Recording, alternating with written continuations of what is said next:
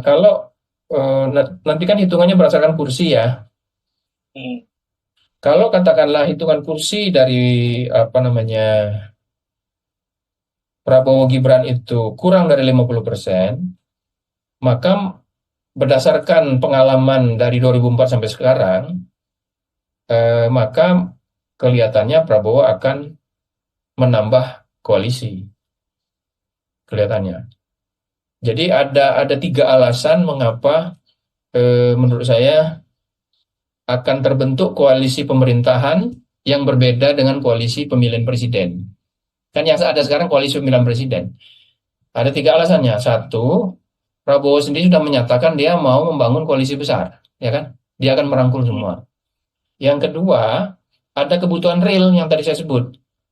Karena Hmm. dia ingin menjadi koalisional presiden yang akomodatif akan melakukan koalisi supaya mengamankan dukungan politiknya di parlemen, sementara dukungannya kurang dari itu, kurang dari 50% diperkirakan. Maka ada kebutuhan real kan.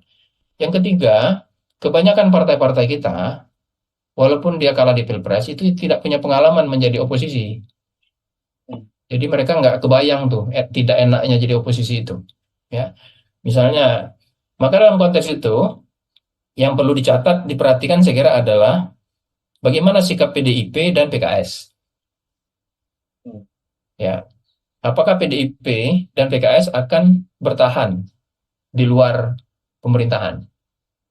Ya, PKS sebetulnya kan dari segi sejarah tidak punya banyak masalah dengan Prabowo dan Gerindra kan.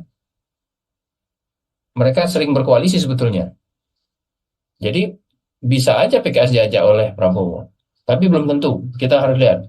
Lalu PDIP, apakah PDIP akan mengulangi posisinya di tahun 2004 dan 2009 sebagai partai yang kalah Pilpres, lalu mengambil posisi sebagai oposisi.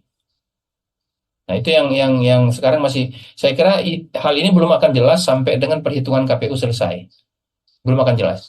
Sampai dengan PHPU ya, perselisihan hasil pemungutan pemilu itu juga selesai misalnya di MK. Tapi itu yang perlu yang bisa diperhatikan.